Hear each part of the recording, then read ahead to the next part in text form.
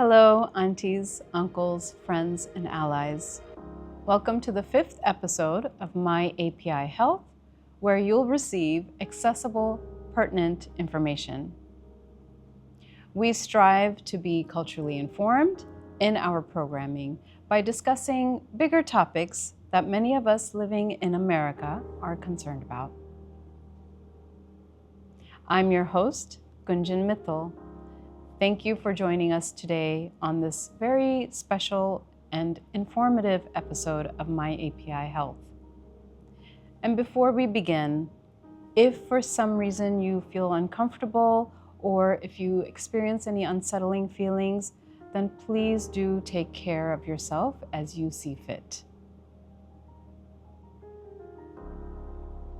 Now, October is Domestic Violence Awareness Month. And today we will talk about how someone who may be in an abusive situation can get the help that they may need and to possibly leave if they feel that that's the right thing to do for them and their children. Here are some signs or red flags that you can look out for if you think that you might be in an abusive relationship. First is jealousy. They may get very jealous if you talk to anyone else, even if it's a friend or a coworker or someone that you just met at the grocery store. Second is controlling behavior. They may follow you around or track your car mileage and phone, and you may have to ask for permission to go anywhere. Third is quick engagement. They may want to get married or move in with you very soon after you begin your relationship. Number 4 is gets angry very easily and blames others for their problems and blames you for making them hit you or for their abusive actions. Number 5, unrealistic expectations. So you may be viewed by them as the best and the only person that can make them happy. And number 6, heightened sensitivity. They get offended very easily and you may feel like you have to kind of tiptoe around them because you are scared of what they might actually do to you. These are just a few signs to look out for. If you suspect that you might be in an abusive relationship of any kind, please call the National Domestic Violence Hotline at 1-800-799-7233, or you can also call our local 24-hour confidential hotline for the Asian Family Support Services of Austin at 1-877-281-8371, or if you are in immediate danger, then please call 911. I am honored to introduce our guest for today. She is the Director of Advocacy and Client Services at the Asian Family Support Services of Austin, or AFSA. At AFSA, they educate, advocate for, and empower Asian communities and survivors of gender-based violence, including sexual assault, trafficking, and domestic abuse. This includes advocacy and direct services for individuals. AFSA typically serves the Asian communities of Austin, but they will serve anyone who comes to them for services. And just a little background, our guest and I go way back and have stayed friends ever since. So please join me in welcoming Samira Ghosh.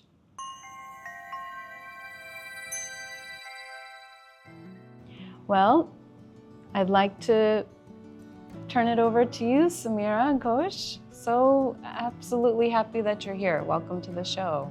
So glad you invited. I'm happy to be here. Yeah, we have a long history of working together. And like I said earlier, that I also used to work for Asian Family Support Services of Austin. And so that's how we met. And I am so honored that you're here because you are such an expert in the field of working with survivors of violence. And so I'd like to know a little bit more about you. So we'll start it off with just what is your role at AFSA, or Asian Family Support Services of Austin, and what do you do? Well, I am the Director of Advocacy and Client Services at Asian Family Support Services of Austin. We are a local nonprofit that serves the 10-county area, and we help survivors of domestic violence, sexual violence, and trafficking. I am the person leading the direct services team, rather the client-facing team, where the team works with survivors. I help my colleagues help them with their client work, help mentor them, making sure that we are serving our communities, being responsive to the needs of the survivors, and also living the core values of AFSA, which is to prevent, to advocate, to transform, and to respond. Mm-hmm. Wow. So that's quite a lot of different avenues and different things that you do for those who are trying to leave an abusive situation, right? Well, that's good. I'm glad that there is something that is specific for the Asian population. And so what brought you to AFSA, and what was your journey into this particular line of work? Well, when I was new to the country, new immigrant, new to Austin, I did experience extended family abuse, emotional abuse, and that was my entry to the movement. I identify as a survivor, so for me, doing this work is healing in many ways. I was going through this alone, feeling very isolated. My sister lives in town, but I could not share with her. But one of the founding sisters of this organization noticed, and she said that, hey, why don't you come to one of our meetings that we have at UT? And I said, okay, I'll come. And that's where I learned that what I was going through was domestic violence, was emotional violence. There was all those, dynamics there. I learned, I found my voice, I was able to stop it. And then many years later, when our organization had its first grant where an advocate and a community outreach person could be hired, I applied, I got in, and I have been working at AFSA for 14 years. So it's full circle. I joined as a survivor. I did the advocacy or the client-facing work for about 10 years. And now I lead the team. It is empowering, healing, many things for me. What are some of the range of services at AFSA? What kind of services do you offer that, for those who are watching or listening, what should they know about AFSA? So at AFSA, we provide long-term wraparound services in language where we meet the clients just where they are, so they can feel the connection, they feel the belonging. We start from a 24/7 hotline, which is the first point of contact, and then an assessment is made of safety and the basic needs that need to be covered.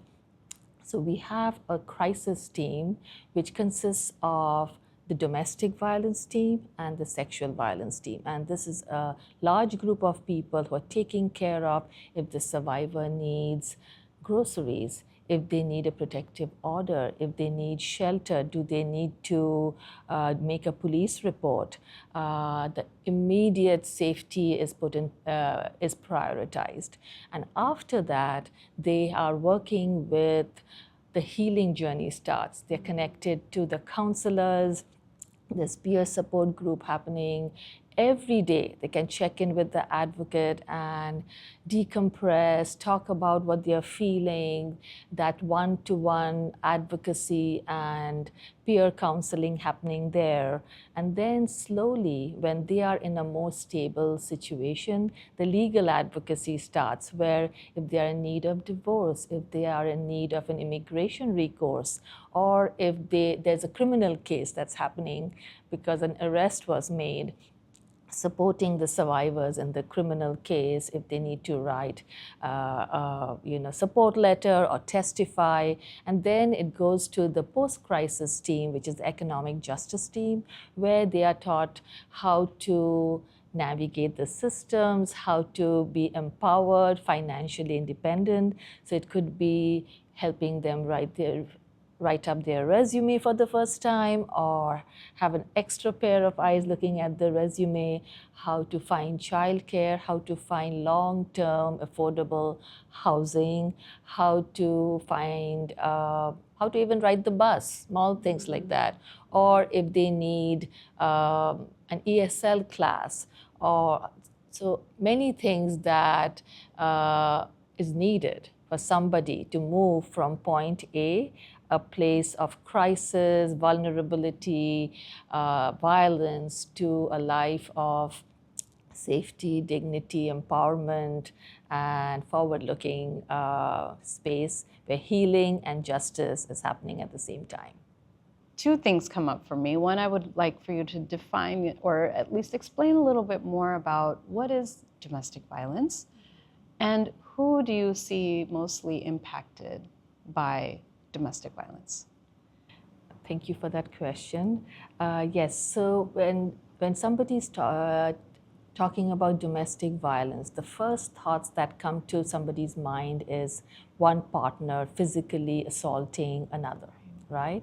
But I want you to remember that at the core of it is power and control. So there is a power differential between the two partners, and one partner is establishing control over the others, and the tactics or the tools used are emotional violence, physical violence, sexual violence, spiritual violence, financial controls. So those are the means of establishing that control. And typically it starts with one incident of violation, and then that person gets away with it. And then it becomes 2, 4, 10, and it grows exponentially. The frequency gets shorter, and the violations get larger and more difficult. And that's the pattern. And often the survivor has hope. There's love. It's complicated. It is not easy to pick up your bag and the relationship. There's so many aspects of the reasons why people stay. There are cultural reasons. You stay for the children. You don't know what the future looks like. It's hard. And that is at the core, again, also for sexual violence, that at the core is the lack of consent, which a lot of people do not understand, especially people who are in an intimate partner relationship. When they are married, they feel that this is their wifely duty, and our cultural norms, support that. Patriarchy supports that. So that is something that is, people are surprised when they learn that, oh, what I'm going through in my marriage is violence, whether it's physical, sexual. And you talked about the percentage. It is a gender-based movement. So one gender is disproportionately harmed more. Typically, 95% of survivors are female identifying, but there are male survivors, there are non-binary folks, and all other genders that are affected. Children are affected. So that is, I hope I answered your question. Yes, definitely. And to that point, what about men? How do you see those numbers as well, and what does that look like? We do see male survivors, and my feeling is the numbers are much higher than 5%. Yeah, it is absolutely. much harder for men, especially the standards men are supposed to live up to. They feel that this cannot be, I'm not going through this. And it will be shameful for me to come out as a survivor and talk about that me as a man being physically abused, sexually abused, and also emotionally abused. It's much harder for them to firstly recognize, identify, and seek services. Right. And that does speak to just how much stigma there is around violence and abuse in the home, and all the different types of abuse that you mentioned. And we see that in a lot of different, it can be in all kinds of different relationships as well, right? Yes. Can you speak a little bit about that? Yes, we are seeing more and more the LGBTQIA plus population reaching out for services. We are seeing children, adult children, even older teenagers reaching for services because they are being abused by their parents. We are seeing seniors, a lot of late arrivals who are financially dependent on their parent, on their adult children, and they do not, there's no foster care system for them. So even when they reach out for services, it's so hard to help them because their body is not ready to go back to the workforce. They are older, and even if we call adult protective services, they might get into even more trouble with their adult, the dependents they have. And they might not have worked here, they might not have social security.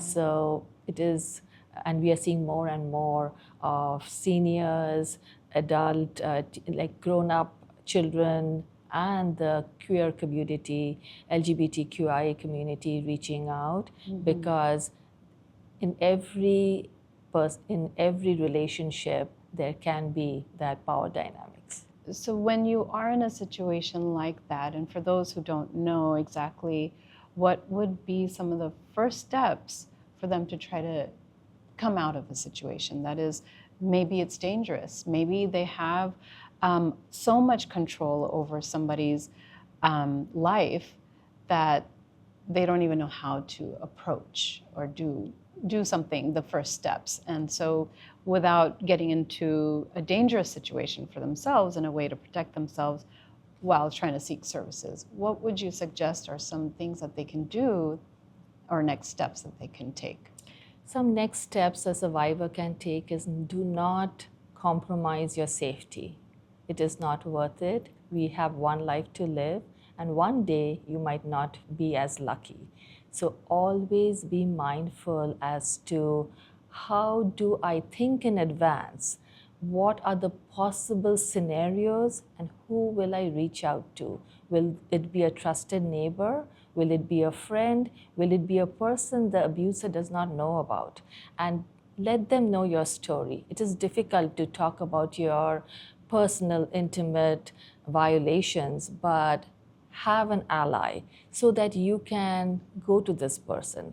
Keep preparing, taking pictures of your important documents. Keep, and if possible, your important documents in a bag which is kept in a hidden place so you can grab and run. Do not worry about shoes or the extra stuff that you would love to take along. That can happen later.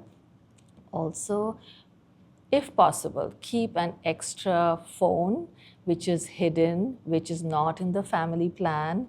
And when you're leaving, turn off GPS, leave all devices behind, because it is so easy in the present day to track a survivor. Also, be mindful that if you have children, take them along. Take a few things, a change of clothes, their favorite toy. Do not leave their kids behind. And also, it's a hard decision. You have to plan. If you have some cash to take, and keep that phone to call 911, or because your life is precious. And as I said, do not take safety for granted. So I guess one other question I wanted to know is that I think,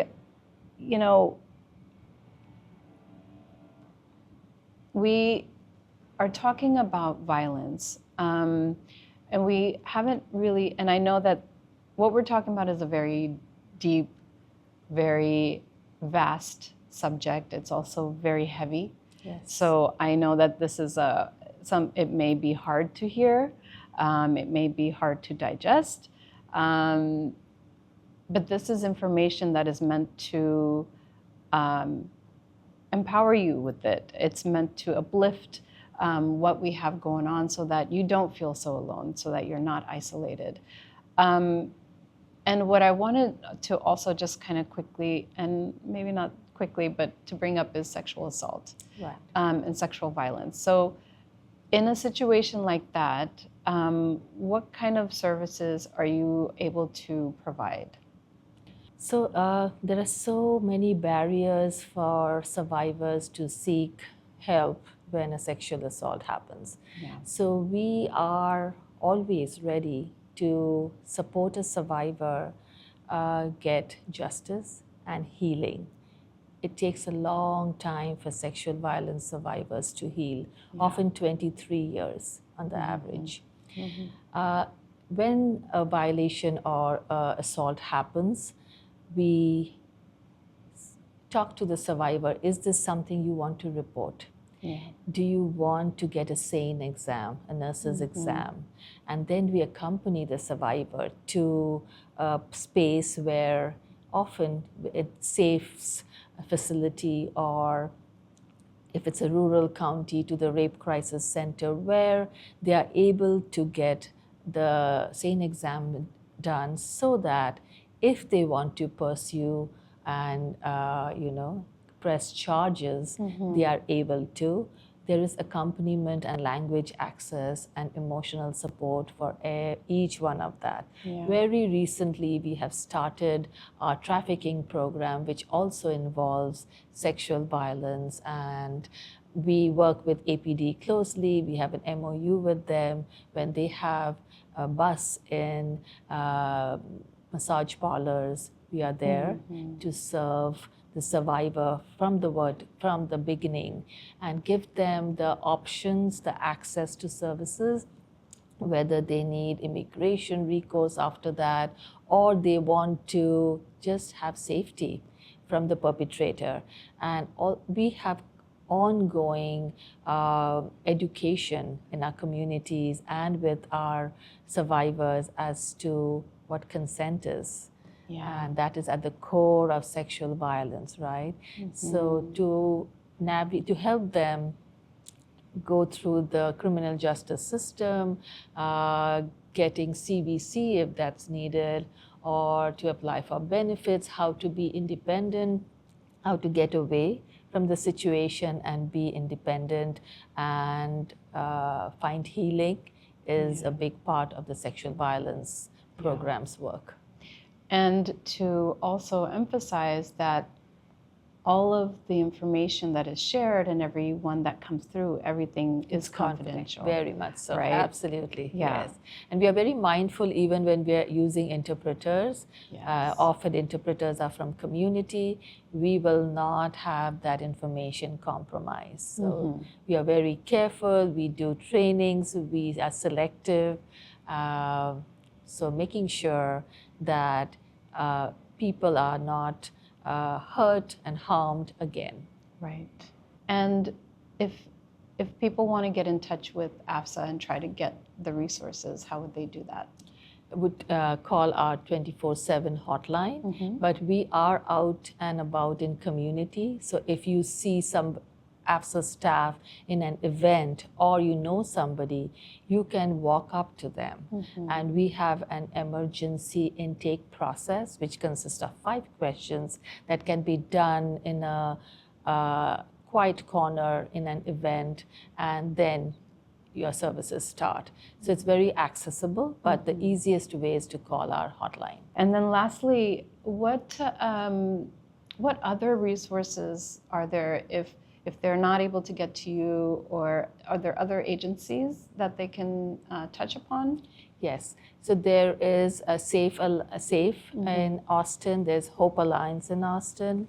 There are other shelters. There are 77 shelters in the whole of the state of Texas. You can call anyone, but if you are not sure whether you're ready for a shelter, you can call the National Domestic Violence Hotline, and they are there 24/7. But in case you're in harm's way, please call 911. Well, are there any other thoughts that you'd like to share with us in regards to this and the work you're doing? I have often been asked, this is a women's issue and not a men's issue. It is everybody's issue. Right. When your child, as a man, is going through domestic violence, when your mom is going through, your sister is going through, your favorite aunt is going through domestic violence, sexual violence, it becomes your issue. And you might be the first stop. And I would think that everybody should believe the survivor, be supportive, and connect them with professionals like Asian Family Support Services of Austin, where they are going to get wraparound care but still continue to be supportive. And that is the first step in the survivor's healing journey. When they want to be believed, they want to know that it's not something they did, that they are a survivor today. Yeah. Thank you. Well, thank you so much. This has been very enlightening, very informative. I really hope that you all leave with something that is helpful to you in your own family or with others that you may know are experiencing something like this. And Samira, it's so great to have you here as a colleague, as a friend, as an expert. And yes, so please reach out to Samira and to AFSA if you need any services. You all are doing commendable work. So thank you so much for being here. Thank you. And thank you for informing us. Absolutely. Thank you so much. It's an honor. It's an honor to have you.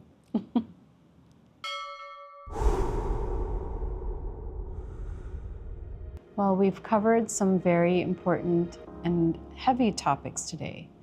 So let's press the reset button on our nervous system by engaging in a mindfulness practice. Join me and let's begin.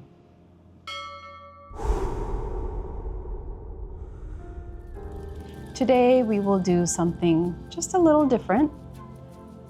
We all love a good cup of chai, which means tea in Hindi, or we also love a good cup of coffee, right? And just the mere thought of it somehow sends signals to our brain and body that it's time to take a moment for yourself and to relax. Well, we will do just that. I invite you and your family members to take a seat that's comfortable while you breathe normally through the nose, relaxing your body. I happen to have my herbal tea right here with me, and this is a great time to also disconnect from your devices and to be in the present moment. So take your cup of chai or coffee and hold it in your hands if it's not too hot. Bring the cup under the nose and close your eyes.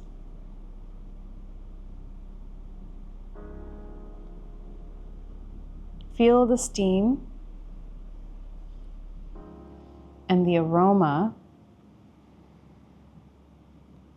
coming up to your face, and just breathe it all in. Notice the aroma. What do you smell? Notice the steam and the way that it feels in your hands and face. Just take a moment to say an intention or prayer before taking a sip. I like to say something like, may this water enter my body to deeply nourish and hydrate my body. Take a breath and take a sip.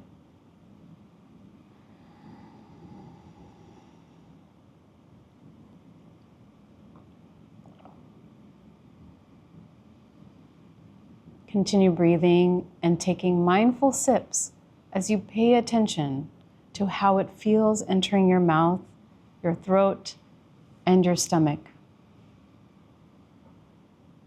Become aware of the thoughts that are coming up for you as well. Well, I hope this practice was helpful to you and that you and your family can carry this in your mental health toolbox wherever you go.